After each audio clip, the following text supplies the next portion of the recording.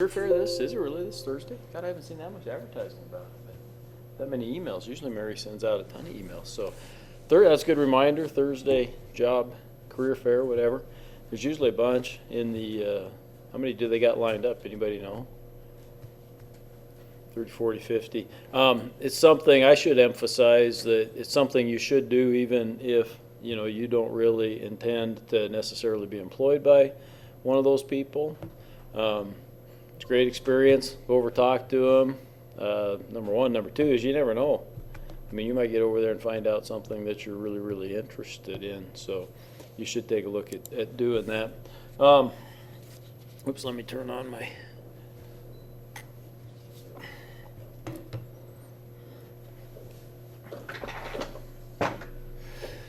There's Austin.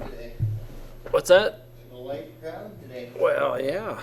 We had quadruple bonus quiz. I was in a meeting with the provost. Really? Dang. Did he, man. He thinks he's more important than this class? Him and I are going to have a talk. We don't have any sporting events going on this weekend. The ski hill will be open. It's the plan. I don't see any reason why we shouldn't be. So, Saturday and Sunday, first chair up 10:30, solar coaster to the summit. Chair 2, our solar coaster to the summit. A few comments about, I've corrected, I've reviewed anyhow, just a couple of the financial narratives. They take me a while, so apologize. One, and I'm going to show you real quick, I found, I think, an error when I was looking at yours, Seth, that doesn't have anything to do with you. It's an error, I think, that maybe got in the template that I should fix and resave it. If you come to the operating expenses, I want everybody to take a look at theirs, because if you have any allowance for bad debt on the additional inputs here, if you've got any percentage there in that bottom deal, okay, then this may be in error. It may not be a huge error. It doesn't affect your balance or anything because it adds it correctly on the other spreadsheets one way or the other, except that it would be misstating your income a little bit. And what's happened is apparently, you can see this bad debt expense, it links to a specific place for year 1, but when I get here to years 2 and here to years 3, it's gone missing. Okay. And again, why, I don't know if that was an error, if I somehow changed that and then saved it accidentally or whatever. The correct deal would simply be to put an equal sign after you, of course, go up to the review and do the unprotect sheet. What slide is it under? It's on the operating expenses years 2 and 3. Or it says operating expenses years 1 through 3 is what it says, because it does have 1 on there as well, yeah. Okay. Are you at the right tab? Yeah. Okay. And it's just this cell, which would be cell E34. Okay. All you got to do is hit an equal sign. And then come over to your income statement years 2 and 3. And right down here where it says bad debt expense, you click on that and then just hit and enter.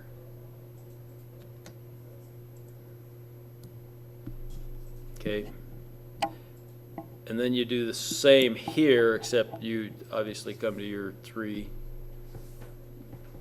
Just hit that equal sign, come to the income statement, year 3, bad debt expense, oops, which is right there, and then hit enter, and that should fix it.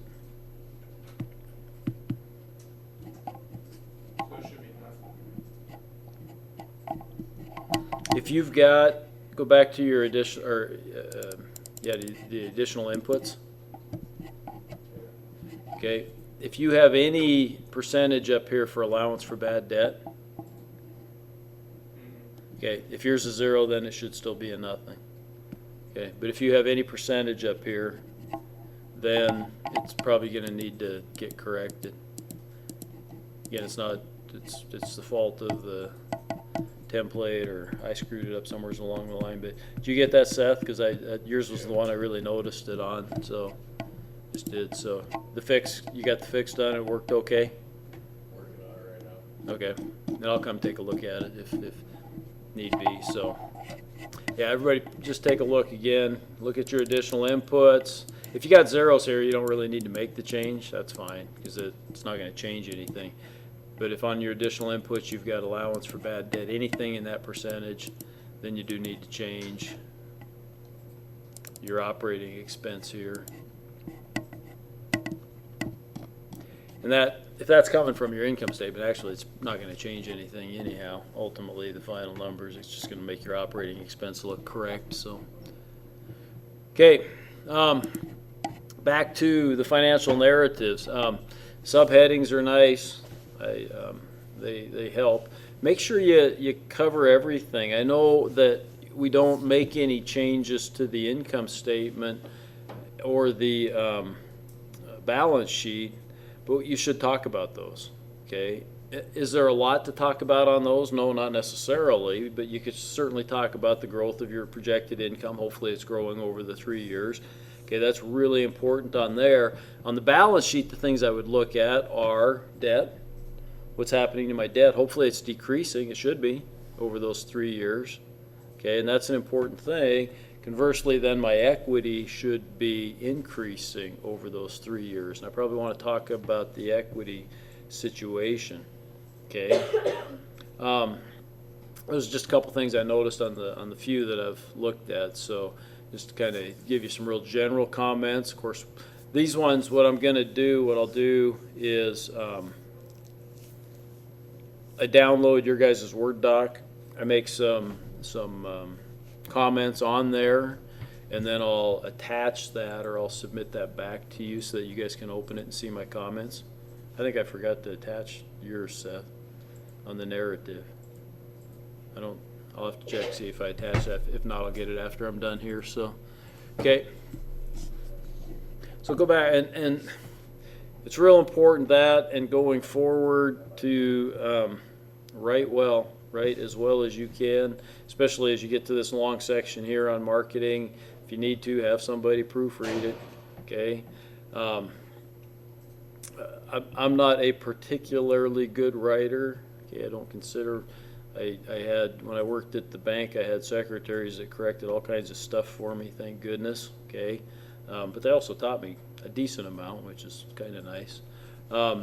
So if I'm catching it, it means that there's some issues there that you need to get corrected. So please take your time, write it well, reread it, proofread it, do those types of things. Spell check and grammar check, or Grammarly, those things don't catch everything, right? So, and sometimes too, I'll make a point here. Sometimes I'll read a sentence and I'll read it when I've read it the third or fourth time, and I can't figure out exactly.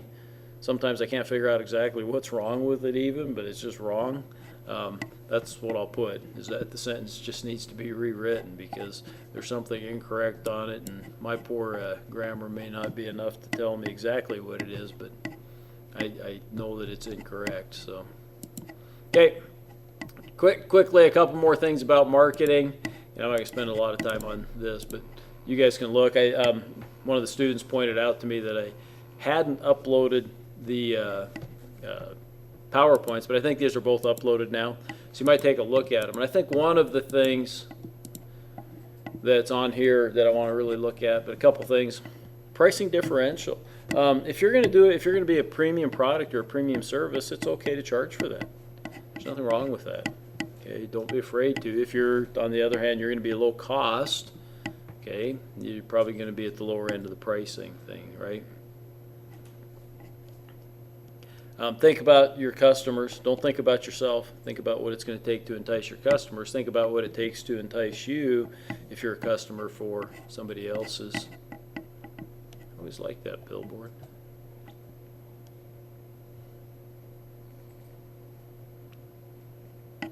Same thing, right? You got to have customer orientation. Think about this. Everything's got to work together.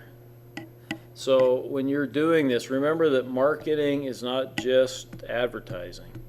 Okay, there is so much more to marketing than just advertising. Again, Walmart, they say always the low price. Their key is getting stuff to the shelf more inexpensively than any other company. They've developed systems to get stuff to the shelf cheaper.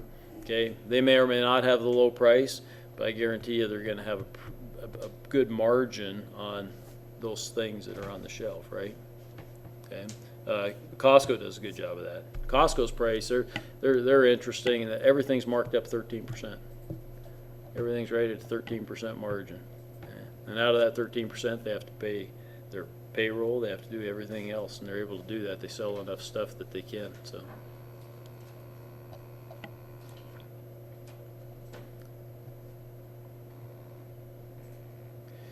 Okay, marketing research areas, we kind of talked about that. I'm not going to spend a lot of time. I wanted to get to sources of information. We talked about that primary research versus secondary research and where you can get that information a little bit. Web's got a lot, but don't just rely on the web necessarily, right? It's okay to ask for some other help. Again, I recommend Bear Paw. Nothing wrong with going down there. Marketing strategy, set your objective, set your strategy, right? And you got to have market segmentation, right? Meaning you got to pick a target market, right? Okay. Pick out who that target. And let me add, though, I keep saying you got to have a target market, and you do, but you're not restricted. You should maybe, not everybody, but you might have a primary target, a secondary target, and maybe even a tertiary or third level of target market. Okay, that's fine. That's understandable. Walmart's a big company. They probably do. Seth doing repair work. Maybe you got farmers on the one hand, maybe you got truck drivers as your secondary. I'm not sure what the combination might be, but it's probably something like that, right? Farmers, ranchers, and okay, and so you kind of choose your market.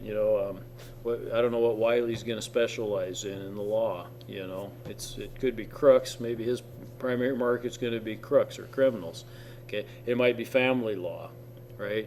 It might be corporate law. Okay? It might be estate planning. Okay, it could be different things.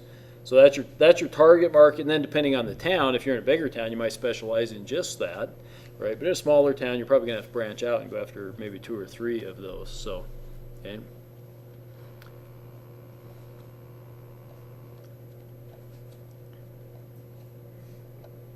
It's got some of my best, slides on this particular PowerPoint. This is what I want to get to, and then I'll quit.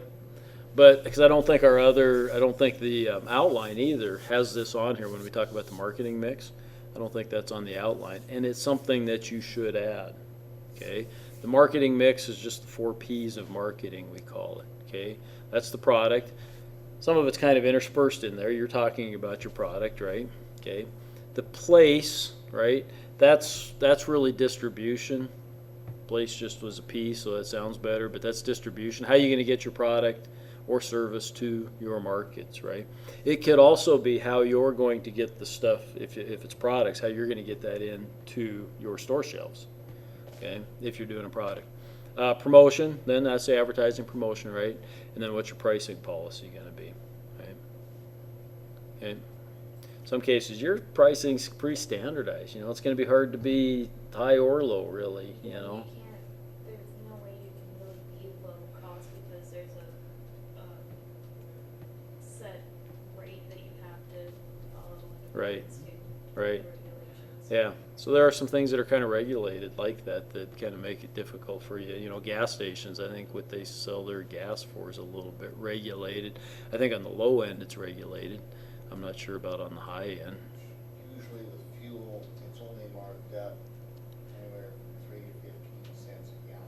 Yeah. It's more or less enough to cover the cost to get it there. Yeah. But they Yeah. don't make any money on fuel. I think there's a minimum. I think my brother-in-law he sells fuel, and I think there's a minimum though that he can charge because they don't want some of these big outfits, maybe like Town Pump, to come in and cut the price way down.